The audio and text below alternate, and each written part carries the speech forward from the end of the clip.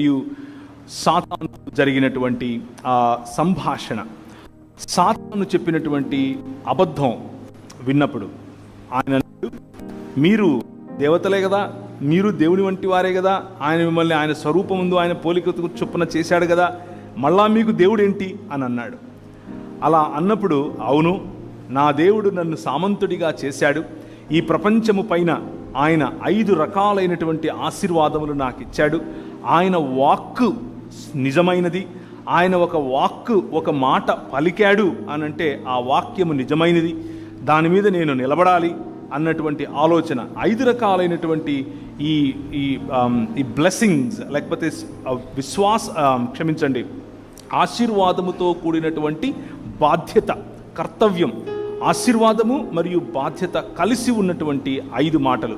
మీరు ఫలించండి, మీరు విస్తరించండి, అభివృద్ధి చెందండి, భూమిని నిండించండి మరియు దానిని లోపరచుకోండి.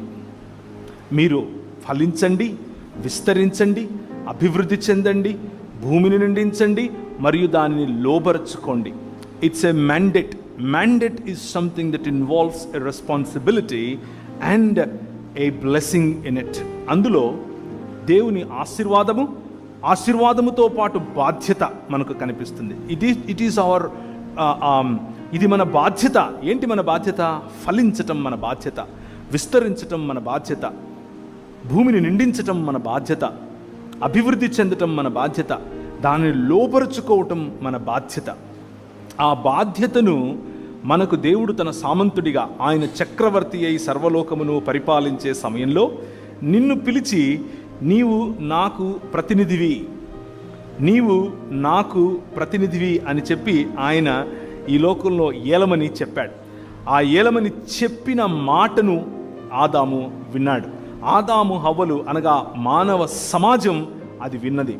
విన్న మానవ సమాజం దేవుని వాక్యమును పట్టుకోకుండా పక్కనే వచ్చి చెప్పినటువంటి ఇంకొక మాట, నువ్వు దేవుడివి కాలేవా? నీకు ఇంకా పైన ఒక నాయకుడు ఉండాలా? నీ అంతా నువ్వు చెయ్యొచ్చుగా అని చెప్పినప్పుడు, లేకపోతే నువ్వు దేవుడివేనటగా అని చెప్పినప్పుడు దేవుని స్థానాన్ని మనం దొంగిలించే ప్రయత్నం చేశాం. మనిషిగా మనల్ని దేవుడు చేశాడు, దేవుడుగా నేను ఉండాలని మనిషి అనుకున్నాడు. జాగ్రత్తగా వినండి. మనిషిగా దేవుడు మనల్ని చేశాడు, మనిషి మాత్రం దేవుడిని అవ్వాలి అని అనుకున్నాడు.